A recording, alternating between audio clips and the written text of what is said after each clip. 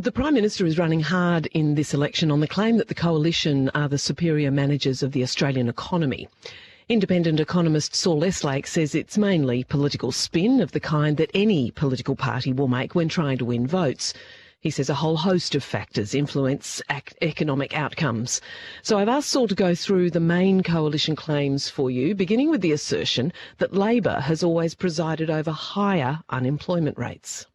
How good an economic manager a party is depends in part on what's been going on while it's been in office, what it's inherited, what's been happening in other parts of the world, and what the government in office has actually done about it. So you can quote figures on inflation, economic growth, interest rates, unemployment, and different aspects of the budget, such as the level of taxation or spending, the debt, and the deficit. But it's not necessarily the case that all of those numbers are entirely the result of decisions that have been made by that government while it's been in office, as opposed to favourable or unfavourable influences from the rest of the world and things that they may have inherited from their predecessors. Yeah, OK. So when the government, for example, said this week, Anne Ruston said, Labor has always presided over higher unemployment rates in Australia, I don't think that's exactly true, but it's kind of not the point. Well, it's certainly not entirely true as a matter of fact. So certainly unemployment averaged 8.7% under the Hawke and Keating governments, though it had averaged higher than that under the government of Malcolm Fraser. Under John Howard's government, unemployment averaged 6.2%, which was definitely lower than under the Hawke-Keating governments, but it then averaged 5.2% under the Rudd-Gillard-Rudd governments, so that's a percentage point lower than under the preceding coalition government, and it's averaged 5.6% so far under the Abbott, Turnbull and Morrison governments, although it's lower now than it has been at almost any point since Gough Whitlam was the Prime Minister, and it's headed lower according to the most recent set of budget forecasts. So factually, the claim is not strictly correct. But the other important consideration is whether the unemployment rates that you can measure during the term of each government are entirely the result of things that those governments have either done or not done. Yeah. And that's simply not true. Yeah. OK, let's tick off another couple. What about taxes? The Coalition claims Labor has consistently been higher taxing in government than the Coalition. Is that right? No, that is completely factually incorrect. So under the Hawke-Keating government, taxes as a percentage of GDP, which is the right way to measure it, averaged 21.8%. Under the Howard government, taxes as a proportion of GDP averaged 23.4%. Under the Rudd-Gillard government, they averaged 21.3% of GDP. And under the Abbott, Turnbull and Morrison governments, they've averaged 22.1% of GDP and are forecast to average over 23% of GDP over the medium term in the most recent budget projections in the absence of any other policy changes.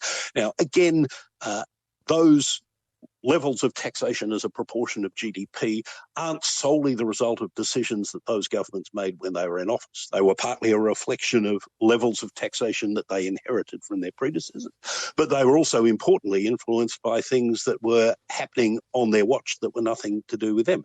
So, for example, the revenue reaped by the Howard government that made it the highest taxing government in Australia's history or post-war history by this measure owed a lot to the fact that the Howard government presided over booms in commodity prices and in property and share prices, which were not the result of anything in particular that they did, but which resulted in them collecting a lot more revenue than was possible, for example, during the Rudd-Gillard years, which included the global financial crisis, or the Abbott, Turnbull, Morrison years when, until about 2 or 3 years ago, commodity prices were declining rather than rising.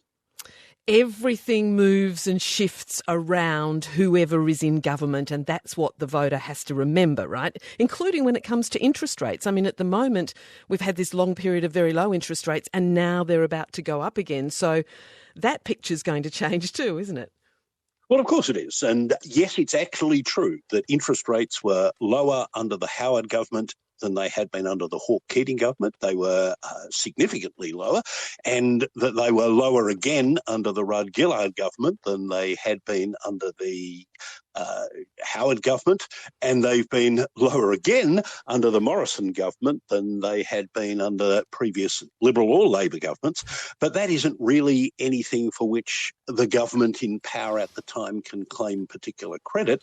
Australian interest rates have been declining in a trend sense since they peaked in 1990, and one of the biggest influences on that has been the steady decline in Australia's inflation rate, for which the Reserve Bank is entitled to more credit than any government that might have been in office through that long period.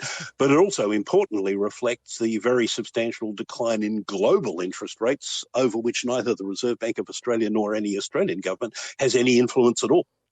Well, Saul Eslake, what is the poor voter supposed to do when, the non-economist like myself, when confronted with whoever's in government making these grand claims about their economic management capacity, and trying to decipher, where the truth lies and what's best for them in terms of their vote? Well, perhaps an important thing to remember is the fine print that you usually see at the bottom of brochures provided by financial and investment institutions, that past performance is no guarantee of future returns. In other words, just because a political party may be able to claim that in respect of some economic indicator it did better than its opponents at some point in the recent or distant past, has absolutely nothing to do with how well or not that particular indicator is going to go, depending on the outcome of the next election. What voters, I think, ought to focus on to the extent that they can is, what are the challenges that the Australian economy faces if they're thinking about voting based on how well either party is going to perform in relation to those? What are the challenges that the Australian economy faces, and which party is offering the set of policies designed to address those challenges that either voter think are most likely to produce the best results, either for me and my family, if you're being narrow-minded about it, or for the Australian economy and people as a whole, if you're being a little bit more broad-minded. And voters, of course, are both of those at different times and in different places. You may well take into account the calibre of the people who you think will be running the economy at that time. And that may in turn depend on a whole lot of things, including their formal qualifications and experience, and how well they seem capable of answering difficult questions. All of these things are things that people ideally will take into account as they decide how they're going to vote. But of course, people don't only vote at elections on economic questions. There are a whole lot of other issues that are important to many different voters that will determine how they vote. However you vote, buyer beware, I think. Saul Eslake, thank you very much for your time today. That's a pleasure, Linda.